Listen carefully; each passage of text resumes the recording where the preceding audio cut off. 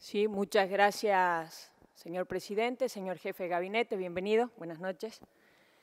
Mire, dos o tres cosas. Primero, le quería plantear tres temas que no tienen que ver con preguntas, pero por ahí en algunos casos quizás lograr algún auspicio suyo. ¿A qué me refiero?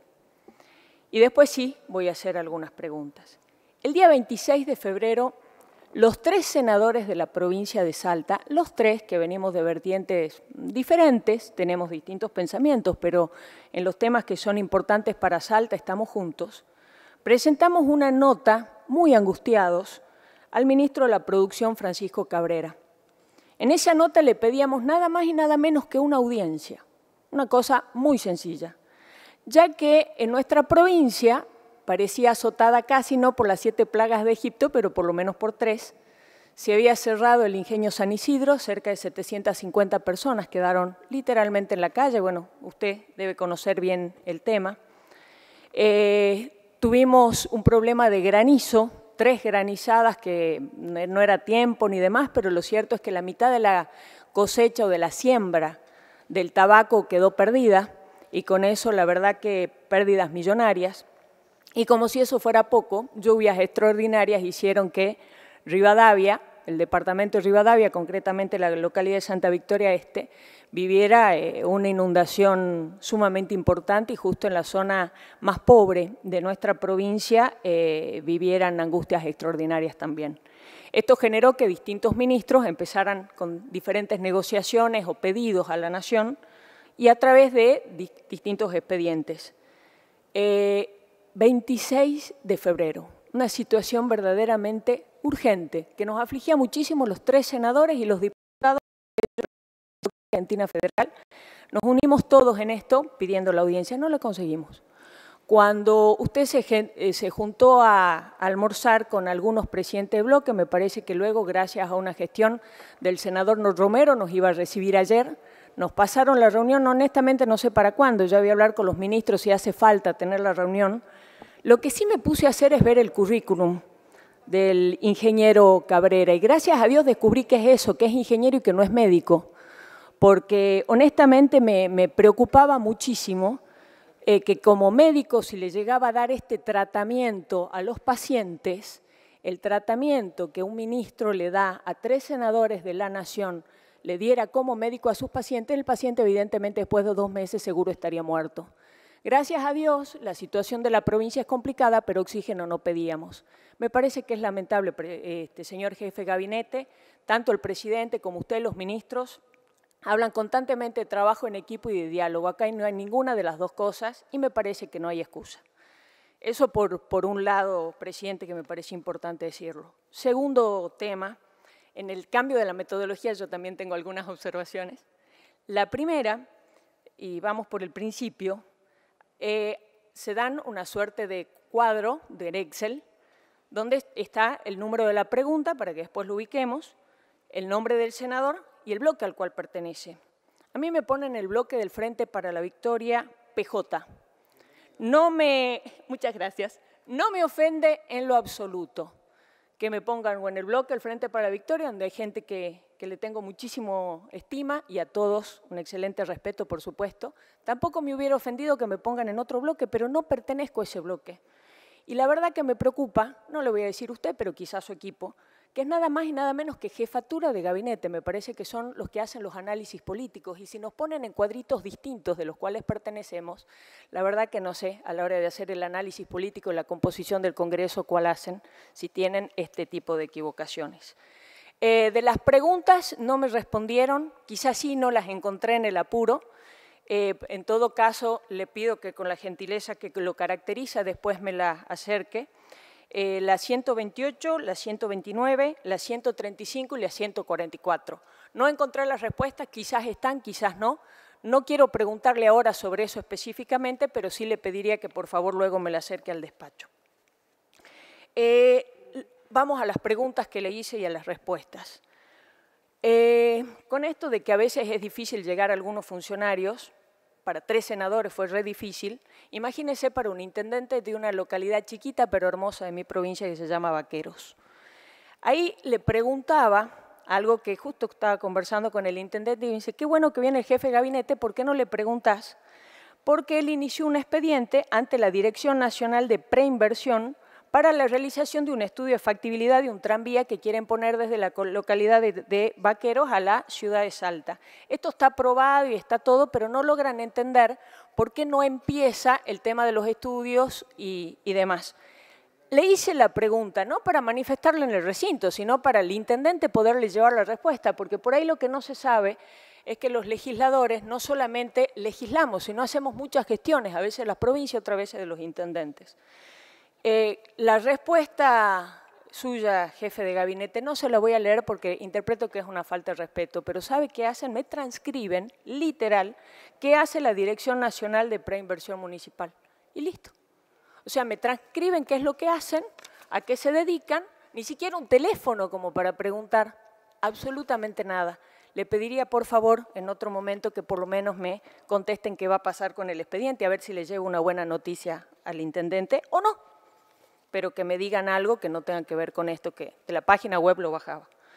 El tema de ferrocarriles, señor jefe de gabinete, y esto sí ya vienen preguntas. Usted recién hablaba de la importancia de los trenes, y cuando yo le hablaba o le preguntaba del tema de el ferrocarril General Belgrano, el tren de cargas, usted me contesta sobre la importancia del ramal C15 que se iba a avanzar y que incluso se estaban incorporando trabajos en el trayecto de embarcación Coronel Cornejo. ¿Cuál es la pregunta que le quiero hacer ahí?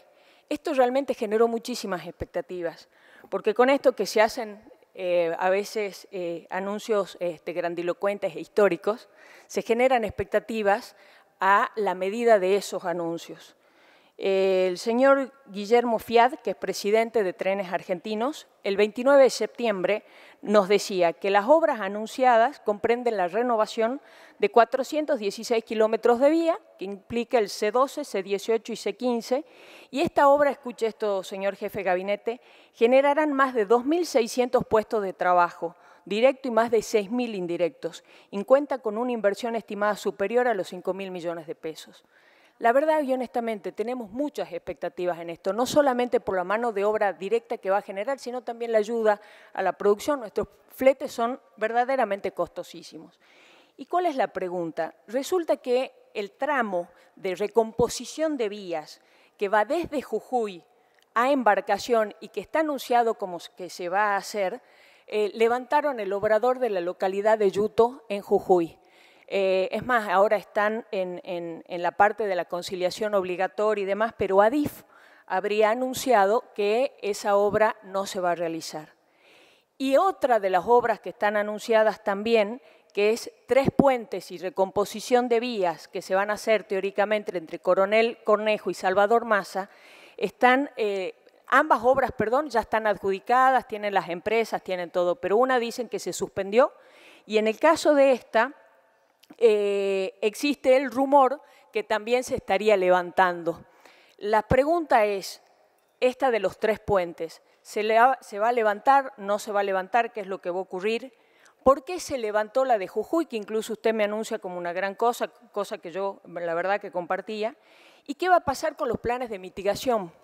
Se había anunciado una serie de planes de mitigación, el tema del norte, la verdad que a veces es un caldero hirviendo constantemente. Tenemos la situación de piqueteros y demás, que es bastante conocida y acá la viven todos los días, y se había generado muchas expectativas. ¿Qué va a pasar también con los planes de mitigación que las empresas tenían anunciadas y que ahora dicen no se va a hacer, no hay más plan de mitigación? Y yendo a la situación de necesidades también, otra pregunta que le quería hacer tiene que ver con el transporte público. ¿Por qué con el transporte público? A raíz de los aumentos salariales, que tuvieron como un límite del 15% en función de la inflación, por lo menos que ustedes anunciaron, el Congreso había apuntado a 5 puntos menos, pero bueno, de acuerdo al índice de la inflación, ¿qué es lo que ha ocurrido? Entre el 50 y el 60% aproximadamente del costo del transporte, me explicaban los que entienden, yo en esto transmito, está dado fundamentalmente por los salarios. la Nación empezó a quitar subsidios, entonces la provincia frente a esto dice, bueno, evidentemente los subsidios que no vienen de Nación hay que verlos con tarifas. Entonces, ¿qué es lo que se hizo? Se empezó de una manera progresiva a aumentar el boleto de colectivo, que va a ir desde los 7 pesos a los 10,45 en el aumento sucesivo y progresivo. Ahora, ¿cuál es la parte que me preocupa y cuál es la parte que le pregunto? Hay localidades en la provincia a donde concurre el transporte público, pero que no tienen para pagar esas tarifas. Y esas tarifas, o lo que pagan los usuarios por esas tarifas, no son suficientes para compensar el dinero que el Estado provincial está necesitando para mantener el servicio. Entonces, la pregunta es si es que la Nación no tiene en cuenta una suerte de criterios diferenciales para cómo hacer para mantener el transporte público en aquellas localidades donde el aumento de las tarifas va a generar que la gente no pueda utilizar ese servicio. Y le hablo de localidades como el departamento de Rivadavia, donde mire acá, muy interesante, no le voy a hablar de discursos suyos o de discurso del presidente de la Nación, pero sí de una entrevista, por ejemplo, a Roberto Ulloa, que es quien está a cargo del Plan Belgrano en la provincia, y él contaba una cosa, mire, según investigaciones que UNICEF publicó este año, 1 de cada 2 niños del norte argentino se encuentra comprendido en la situación de pobreza. El transporte público también asiste a esas localidades que están en esta situación de pobreza. Entonces, la pregunta es si cuando empezamos a la quita de subsidios y demás va a ser parejo para todos o si no van a tener en cuenta criterios diferenciales en función de las necesidades concretas de las regiones que no pueden asumir los costos del necesario aumento de tarifas en función de la quita de subsidios. El comercio ilegal y el narcotráfico era otra de las preguntas que le formulaba. Y sigo en el norte de la provincia, pero esta vez de Rivadavia vamos a Orán, al frente casi. Allí hubo un problema muy grande el año pasado con lo que se denominan bagalleros. Los bagalleros son aquellas personas que hacen el transporte ilegal, en general es de ropa, que no pasan por la parte de gendarmería, pasan por un costadito, después lo transportan en colectivos, camiones y camionetas y se venden en Tucumán, en Córdoba, en Buenos Aires, ropa a precio muchísimo más caro, más alto de lo que lo compran en Bolivia. Esto empezaron a hacerse controles de gendarmería, generó una situación social sumamente comprometida, donde vinieron funcionarios de Nación, como siempre tenemos el gusto de tenernos y que nos visiten, pero lo que necesitamos, además de la gentil visita, es la respuesta concreta. Entonces, se firmó un convenio entre la ministra de Seguridad, el gobernador de la provincia, donde se comprometían a varias cosas. Yo tengo acá el convenio. Esto estamos hablando de junio, señor jefe de gabinete, el año pasado. Habría que empadronar a quienes vivían de esto. Iban a implementar controles más rigurosos, iba a controlar más las rutas, iba a invertir en tecnología para el control y se iba a ver de darle una solución a los denominados bagalleros. Tengo declaraciones de la propia ministra Bullrich, donde hablaba de la necesidad de cerrar el puesto 28 de Gendarmería porque era una vergüenza para el ministerio. Y sí, si yo le mostraría, tengo acá fotos también de cantidad de gente que evita el puesto de Gendarmería, va por el costadito, a la vista de todo el mundo y nadie los molesta. Cuando hago la pregunta, señor jefe de gabinete, la respuesta que recibo es que cambiaron los funcionarios. Concretamente, lo que se me dice es que, que cambió el funcionario y la Secretaría de Frontera fue reemplazada por la Subsecretaría de Control y Vigilancia de Frontera, que en estos momentos están realizando estudios para generar las respuestas y que después nos van a contar. O sea, estamos hablando de junio a marzo, me parece que es un tiempo más que prudencial para dar alguna otra respuesta. La única respuesta que existe hoy es el reempadronamiento que lo hizo el municipio. De ahí todo lo que se firmó, hasta el obispo, mire, de vergüenza, pobre el obispo de Orán, que hizo un esfuerzo gigantesco, terminó renunciando y se fue. Me parece que, bueno, esto que me contestan de que cambian los funcionarios y demás, me parece que porque cambia el funcionario no es que se pierde toda la información que hay. Y me imagino que de junio a marzo algo se habrá hecho. Me gustaría, si por ahí me puede ayudar, quizás no ahora, pero más adelante. Y la última, señor jefe de gabinete, tiene que ver y hablando de controles y demás, un proyecto de ley que estamos tratando en el Senado, concretamente la Comisión de Seguridad Interior, que tiene que ver con la desfederalización. Bueno, el proyecto de ley que viene del Ejecutivo es bastante curioso porque autoriza a las provincias a que puedan derogar por una ley provincial, la ley provincial que ellos ya tenían, donde se adherían a la desfederalización. Pero más allá de eso, la provincia de Salta, lo sabe, lamentablemente no está en este momento presente, pero lo sabe el senador Pinedo, que concretamente fue a ver cómo funcionaba el sistema de desfederalización en la provincia de Salta. La verdad que es muy exitoso. Tenemos convenios y trabajamos en conjunto con la Justicia Federal. Incluso en este proyecto de ley que le hablaba hay un artículo específico de crear áreas de coordinación. Nosotros ya la tenemos creada desde el año 2014 y realmente después con la ley de flagrancia, son muchos casos que tienen una rápida resolución, incluso a través de sentencias y demás.